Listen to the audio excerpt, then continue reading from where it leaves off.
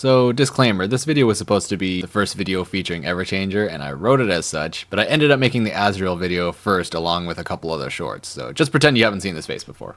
Hello everybody, my name is Shipgear, and welcome to...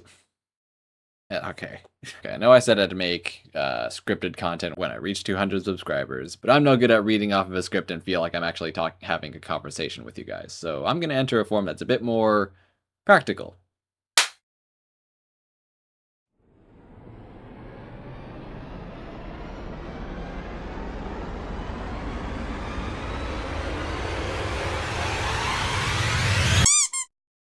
Greetings everybody, this is Everchanger, given voice by your host, and granting you a form both to your comprehension and appeal. Seeing as this is my first video with you lovely observers, I'll be doing a proper introduction for me and my in-lore creation. But first, can we get some proper background on this plain white void?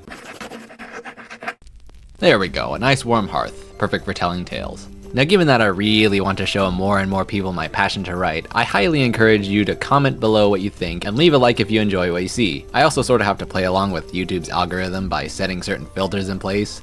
So for example... Anyways, introduction time. Hang on. There we go. So, Everchanger, that's me. A mage taught in the art of reality manipulation and trickery, the creator of this world you found yourself in, creator of its various gods and primordials, and #1 procrastinator. Hey, what the f- Anyways, if you've lived for so long as I have in an endless cosmic void with no up, down, light, dark, sound, or silence, with only your reality manipulation to keep you entertained, then you're bound to forget a few things. So this sheet here is meant to help both you and I remember the things that I am. My name. Well, you already know that, it's Everchanger, but you may also call me Everett for short. Everchanger can be a bit of a mouthful for certain people, you know. Age, I think I'm in my 5,000s. I lost count of the birthday candles. Let's just say, 5,019. Birthday, May 18th, that I know for sure. I think. Pronouns, they, them. After all, I'm quite a lot of things at once. But much like your host, I don't particularly care how you choose to address me. Things I like? I'll list the basics. We'd be here all day if I went on. I like the color blue, always have. My favorite food, even if I don't really need to eat, is katsudon. I enjoy writing lore, enjoy taking long rests on grassy hills with a strong wind, sleeping in, balancing myself on the edges of sidewalks, stepping only on the white lines of crosswalks, you get the idea. I'm sure you will hear more about what I like in future videos, such as making stories with my creations, watching various video essays, and Warhammer. Back on track. Things that I don't like. To tell the truth, I don't like talking about the things I don't like, because that is just not worth my energy. I'd rather spend that energy working on things I love. This world I have made being one of them, and I hope that you observers grow to love this place like a new home. After all, this place you found yourself in isn't the world you are from, so allow yourself to unwind in this place while you are still here and worry about the problems of your world when you return to it. Wait, isn't that literally just Rouse? You'll find more about me in future videos. So let's move on to the meat and potatoes of this video. How I got here, and how I created this world I call Sensucht.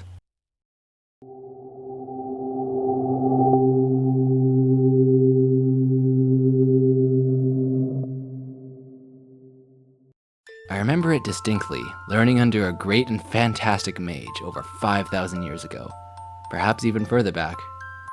They were a mage with an ambition to change the very fabric of the great tapestry, but he knew his time would come too soon to see it done, which is why he needed me to continue his work. And when it was done, I held it. The knowledge, the power, the very idea of pure creativity made manifest in the palm of my hand.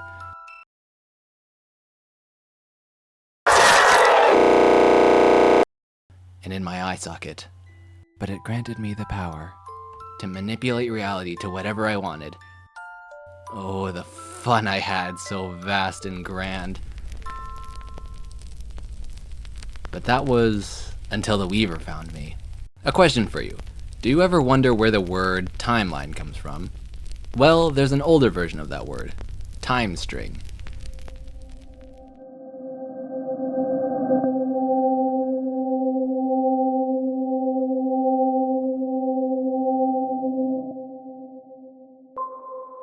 Each string, timeline, is all woven together in a great multiverse-spanning tapestry, Parallel universes that support each other, but also never cross, interfere, and are never identical, and each one is carefully spun by the weaver. Some say she's a spider, spinning a great silken tapestry. Others believe he is a sheep, growing these time strings from their own wool. But many more don't even know she exists. But I know about them, and I can confidently say, I forgot what he looks like. Maybe they're a spider sheep. But anyway, the weaver saw my original timeline bouncing erratically in the tapestry from all the fun I was having, so she picked me up and placed me in a discarded, lost, and darkness-filled, funless void way over here. So that's how I ended up in this place. I don't exactly know how long I was floating in this void for, but one day I realized that maybe my magic might still work, and that I didn't have to be alone anymore. And it did. And so I created Sensucht.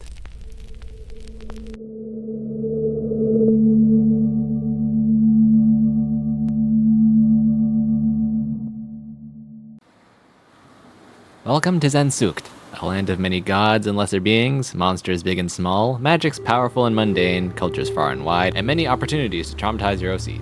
Now I'll speak on how this map has evolved in a later video someday, as this video will get way too long if I go into every single detail I mention, so I'll talk about a few semi-connected events in the timeline to gently dip you into this world that I eventually plan to write a book on. Which, I realize as I read this script, is it a bad idea to talk about spoilery events in a story that doesn't exist yet? Comment your answers down below because I am genuinely stuck on if I should or not. So the first group of events that I'll talk about today starts right here, Port Trait, a hub of maritime trade and commerce and one of the largest cities in the world. Its fame was not unfounded, as it was home to the Vinskiter family, known among humans for their unusual account of heroic figures throughout history.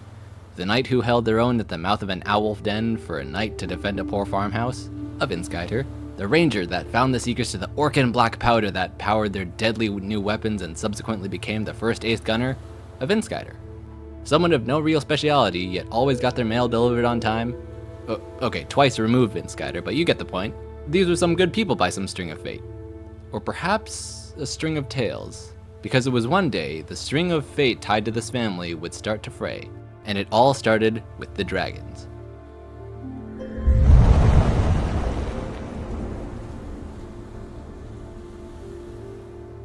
Dragons had been the one monster a Vinskiter nor any hero in history had ever bested, especially not the greatest of their kind, the Grandworms.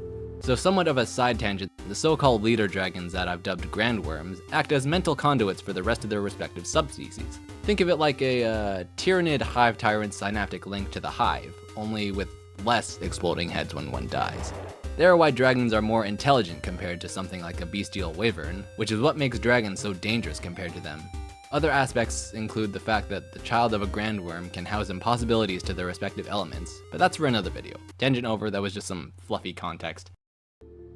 Scattered off of the scales of the Dragon Queen herself, the grandworms grew as a threat to humanoids everywhere as they reached their adult years, where they must find a nest to make a home in.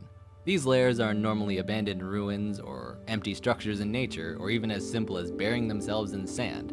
But it was one nest in particular that saw the final line drawn.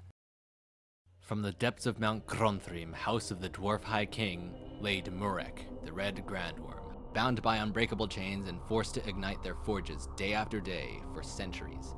His wings had grown weak, their muscles atrophied and stiff, but one day a strange book was left within Murek's confines. In secret, Murek developed the uncanny ability to polymorph himself into a humanoid form. Now, granted, he had to learn how to walk and move in this new body, as most polymorphs do, but he had finally found a means to slip through his bonds and bring calamity upon his captors that wronged him. And when he deemed himself ready in this new body, he would begin his overthrowing of Gronthrim.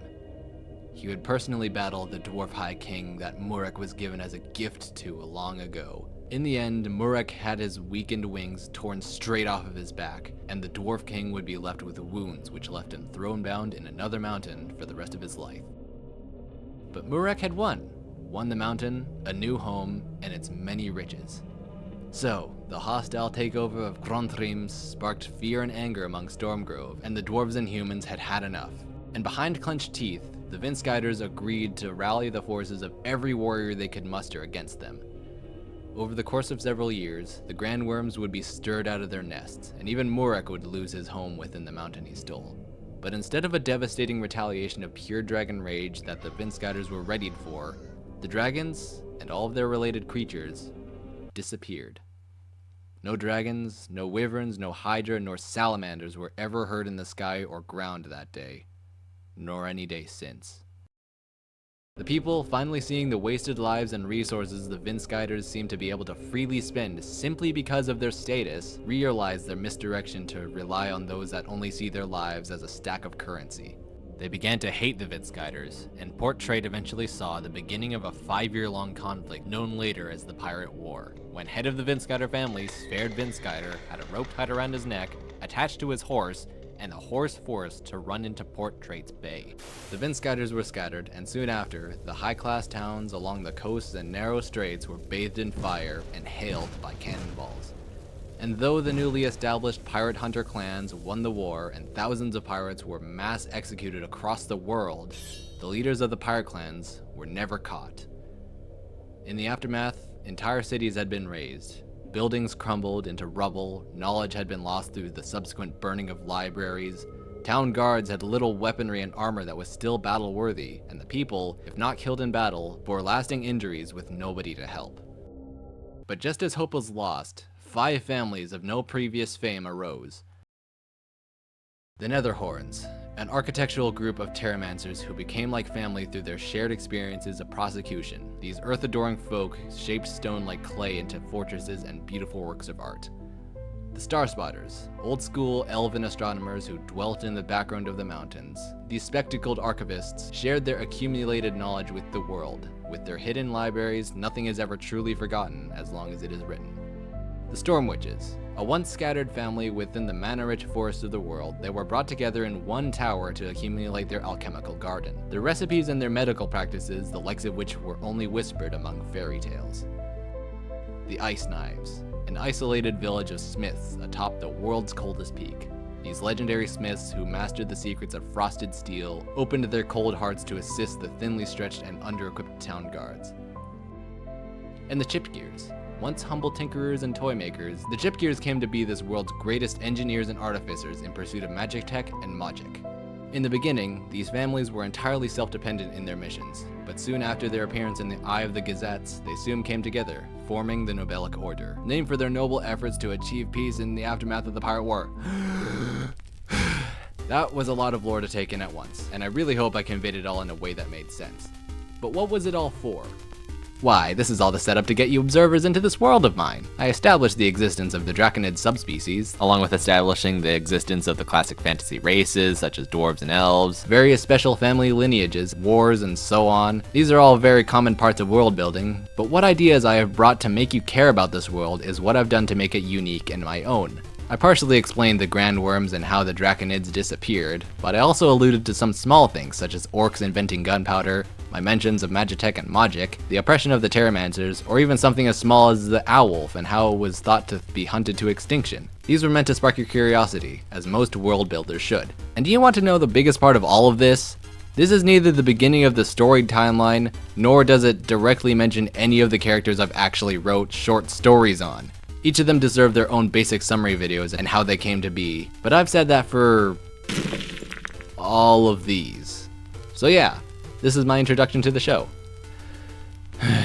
I'm on the 15th page of this script and I don't really have much more closing remarks, so what do you think?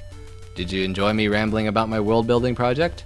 What interested you in particular? Leave your answers down below in the comments, and if you want to see more of Sensucht, subscribe so you don't miss my next project. And while you wait, why not go and watch my Let's Play videos on One Shot and Instars in Time? The choice is yours. Have fun out there!